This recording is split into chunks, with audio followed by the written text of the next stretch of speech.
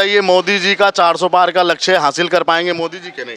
बिल्कुल बिल्कुल। बहुत अच्छी तरीके हासिल होगा। इतना कॉन्फिडेंस क्यों? बिल्कुल है, हमारे मोदी जी ने इतना किया है। क्या किया मोदी जी? अरे कितना, आप सड़कें देखिए ना, औरतों को देखिए, हम लोग को आरक्षण दिया है उन्होंने इतना अच्छा। क्या और क्या देखेंगे आप?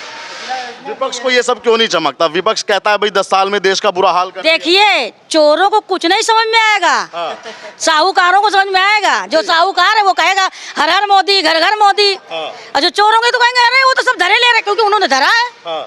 जब उन्होंने धरा है तो वो सोच रहे सब धर ले रहे हैं मोदी जी।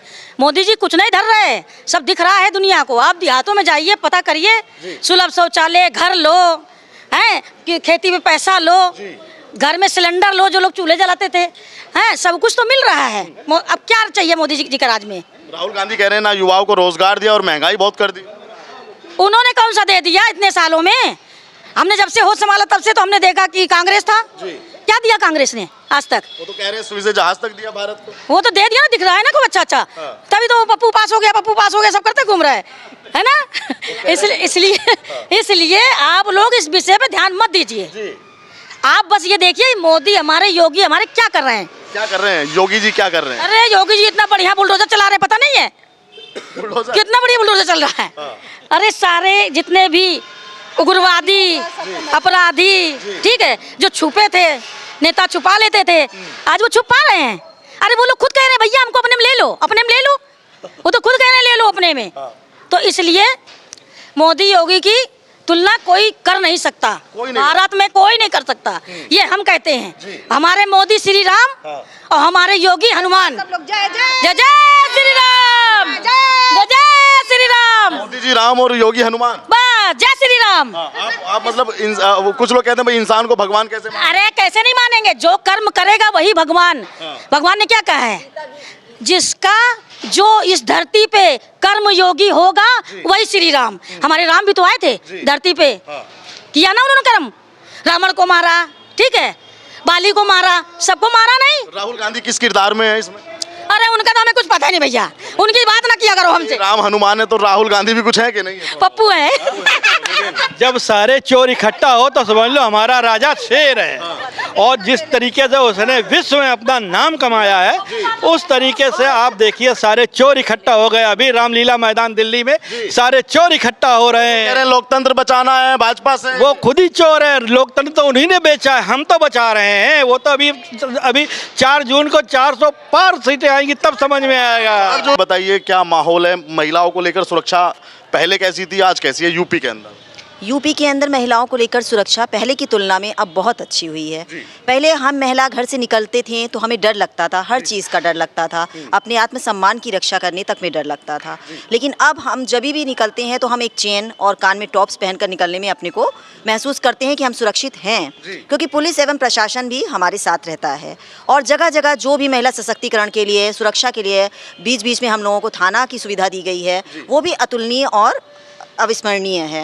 ये सब हमारे योगी और मोदी की या नहीं है। देखिए हर एक कोई अपने को कहता है मैं उगता हुआ सूरज हूँ, कार्य हमारे बताएंगे क्या है क्या नहीं है। 10 साल में मोदी जी का आपने काम देखा, आपको कौन से ऐसे राष्ट्र के मुद्दे या देश हित में ऐसे काम लगते हैं क्या मोदी जी को लोग याद करेंगे? ऐतिहासिक कार्य देखिए, मोदी जी के ऐतिहासिक कार्यों में मैं धर्म अध्यात्म पर जाऊं तो राम मंदिर ही अपने आप में एक बहुत अहम मुद्दा है।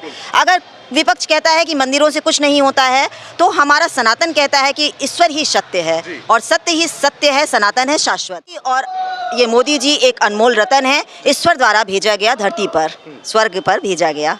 कहाँ देखती है बीजेपी के नारे में कितना दम, कितनी सच्चाई लगती है कि इस बार 400 पार? ये तो मैं नहीं कह सकती 400 पार या नहीं, ये तो आपको आने वाले लोकसभा चुनाव के परिणाम बताएंगे। मोदी जी का सफाया कर देंगे राजनीति से? जिसका खुद सफाया हो रहा है वो दूसरों का क्या सफाया करेगा? आप बताइए, एक व्यक्ति के साथ मिलके कितने लोग लड़ रहे हैं? एक अकेला है यहाँ पे बीजेपी का, और वो गठबंधन है, उनको डर है, वो इतने एक साथ मिलके लड़ रहे हैं, और यहाँ पर एक अकेला लड़ रहा है। तो आप बताइए कौन जीतेगा? वो कह रहे हैं कि मोदी जी से देश को बचाना है, देश को खतरा है मोदी जी से। ये तो वो जाने, खतरा तो उनसे है देश को, ये तो पब्लिक अच्छी तरीके से जानती है। पब्लिक ने वोट दे के ये बात सिद्ध कर दी है कि खतरा किसको किससे है। खतरा हमें उनसे नहीं है, वो बेकार का ढोल पीट रहे हैं जिसके अंदर पोल है, कुछ है नहीं। और जीतेगी तो बीजेपी, और देखिएगा आपकी पूर्ण बहुमत 400 से पार होगी। विपक्ष कह रहा है कि मोदी जी को जनता गुजरात छोड़ देगी इस बार। ये तो विपक्ष का डर बोल रहा है, विपक्ष नहीं बोल रहा है। उन्हें लग रहा है कि कहीं ऐसा ना हो कि कांग्रेस का खात्मा हो जाए इस देश से। कांग्रेस का और गठबंधन भी कुछ नहीं कर पाएगा। आप देख लीजिएगा रिजल्ट जब सामने आएंगे, कुछ नहीं होगा। यूपी में डबल इंजन का सरकार है, योगी आदित्यनाथ, बीजेपी सेंटर में और बीजेपी यहाँ पे राज्य में। डबल इंजन की सरकार ने कैसे काम किए अभी तक? बहुत अच्छे काम किए। आप देख रहे हैं कि इस समय कानून व्यवस्था यूपी की क्या है। आज महिलाएं रात में घर से निकल सकती हैं, किसी को किसी बात का खतरा नहीं है।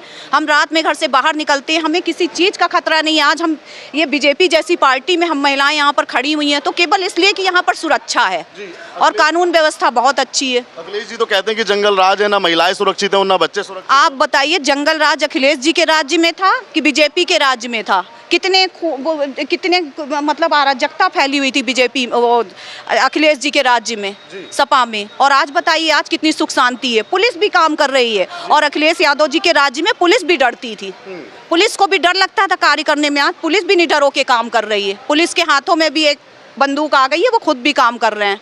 राहुल गांधी की पार्टी वाले कह रहे हैं भाई राहुल गांधी एकमात्र ऐसे नेता हैं जो देश को और लोकतंत्र को बचा सकते हैं, वरना आज के समय में ना लोकतंत्र बचा ना देश बचा। एक बात बताइए, राहुल गांधी जी पहले ठीक से स्पीच तो दे लें। वो शब्द तो अपने स्पष्ट नहीं कर पा रहे हैं, वो देश को क्या संभालेंगे? आप ये बताइए, वो अपनी बात तो ठीक से कह नहीं पाते हैं, वो देश को क्या संभालेंगे? उनकी पार्टी वाले तो उनको जननायक और लोकनायक बताते हैं। देखिए, हर कोई अपनी पार्टी वालों को जननायक देशनायक बताता है। आप देश की जनता से जाके पूछिए, ऐसा कुछ है? बिल्कुल नहीं। आप देखिए, मोदी मोदी, हर तरफ मोदी। कहाँ पर मोदी नहीं है? आप देखिए, चारों तरफ मोदी। आप किसी से भी पूछेंगे जाके सड़क में, आम जनता से, किसी नागरिक से पूछेंगे, वो बोलेगा इस बार फिर मोदी सरकार। ये केवल मंदिर बनने से ही नहीं है, सब कार्य भी हुए हैं। मंदिर तो बना ही है जो कि 500 साल पुराना सपना था, जो हर कोई चाहता था। विपक्ष यही तो कह रहा है कि भाई राम पे वोट देगी जनता या काम पे देगी? दोनों पे देगी। देखिए, राम पे भी हम वोट देंगे क्योंकि राम हमारे आराध्य है। 500 साल से हमारा सपना था, हमारा कभी सपना पूरा नहीं हुआ था, तो वो हमारा सपना पूरा हुआ है। हम उस पे भी वोट देंगे और कार्य पे भी वोट देंगे। कार्य क्या नहीं हुए हैं? नारियों को मतलब महिलाओं को 33% आरक्षण दिया गया है और हर तरह से हर वर्ग को वो दिया गया है, गरीबों को वो दिया गया है आरक्षण, और हर तरीके से हर वर्ग को मतलब बहुत अच्छा किया है मोदी जी ने। विपक्ष लामबंद जो हुआ है वो अपने कुकर्म छिपाने के लिए या वाकई देश को बचाने के लिए एकजुटता दिखा रहा है? ये तो आप भी जानते हैं। देखिए, अपने को छुपाने के लिए जब कोई एक अकेला जानता है कि हम किसी से नहीं जीत पाएंगे तो सब गुट बना लेते हैं, और गुट बना के भी जब नहीं जीतते हैं तो ये उनका डर है। ये डर है विपक्ष का।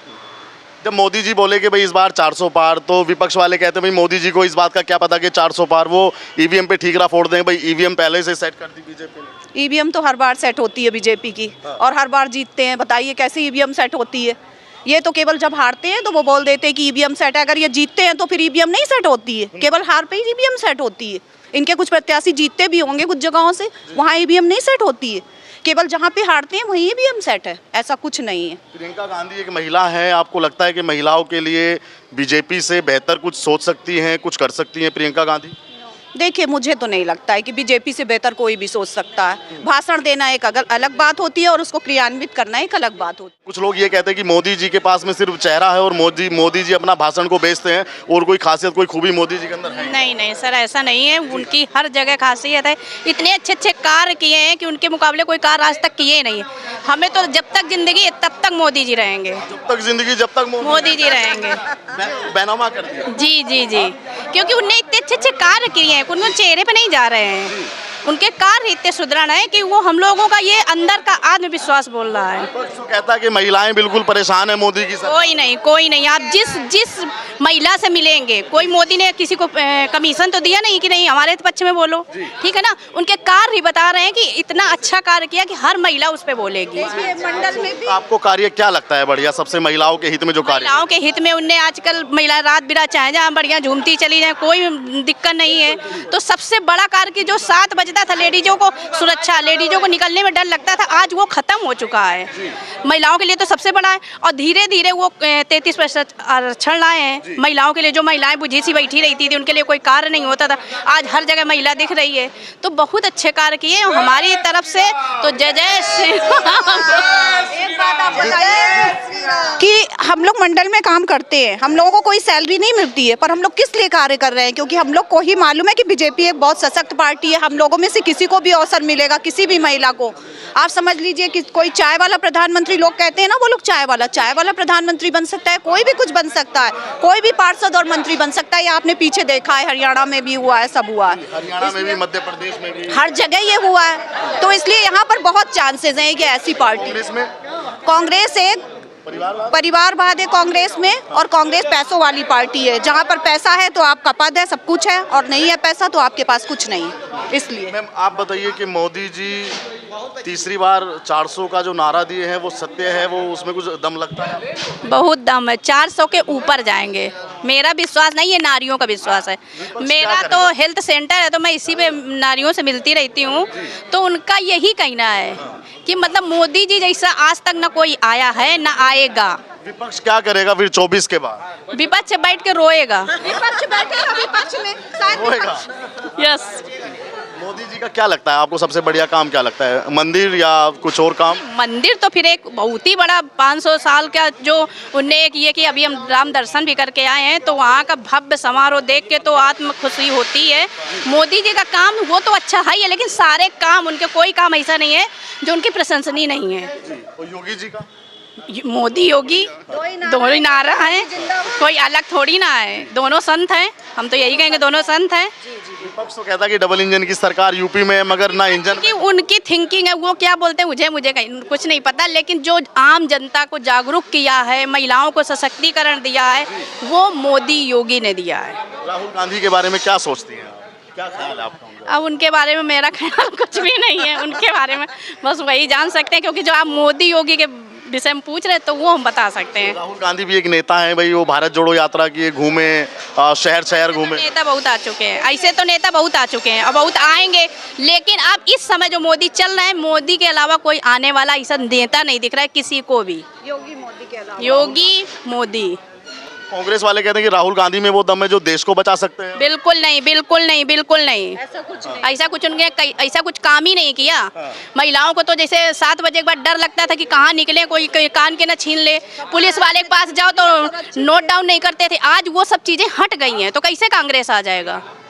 तो सुरक्षा के मुद्दे पे महिलाएं मतलब इसी मुद्दे पे अपना वोट करेंगी। बिल्कुल बिल्कुल, हर मुद्दा, राम मंदिर है, मतलब जितने कार्य हो रहे हैं, जो सशक्तिकरण चल रहा है, सब में मोदी जी ने सब महिलाओं को खड़ा किया है। 30% आरक्षण ही बहुत बड़ी बात है हम लोगों के वोट करने के लिए, महिलाओं के। यूपी में खड़े हैं इस वक्त हम, और यूपी में 2 लड़कों का गठबंधन है। गठबंधन पहले भी था, इस बार भी गठबंधन। उसका भी क्या हुआ था आपने देखा था, उस गठबंधन का क्या हुआ था? इस गठबंधन का तो और ही बुरा हाल होना है। 10 मिल के खड़े हैं तो भी वही होना है। अखिलेश जी तो कह रहे हैं कि 65 से 70 सीट आ रही हैं उनके गठबंधन। अखिलेश जी तो मुझे कहीं नजर ही नहीं आ रहे हैं चुनाव में, कहीं मुझे नजर ही नहीं आ रहे हैं। आप बताइए, इतनी बड़ी पार्टी, मुख्यमंत्री रहे, उनके पापा भी, वो स्वयं खुद भी।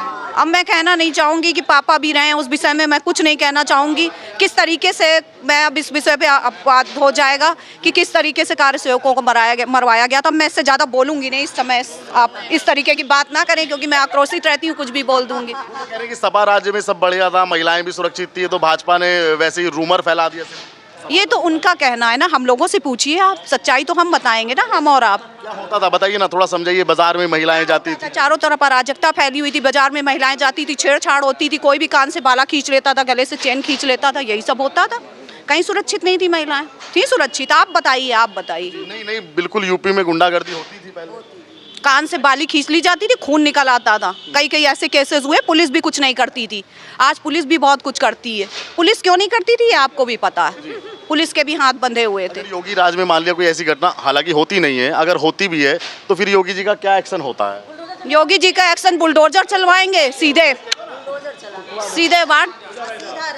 सीधे आप बस इनकाउंटर, सीधे इनकाउंटर करिए। अब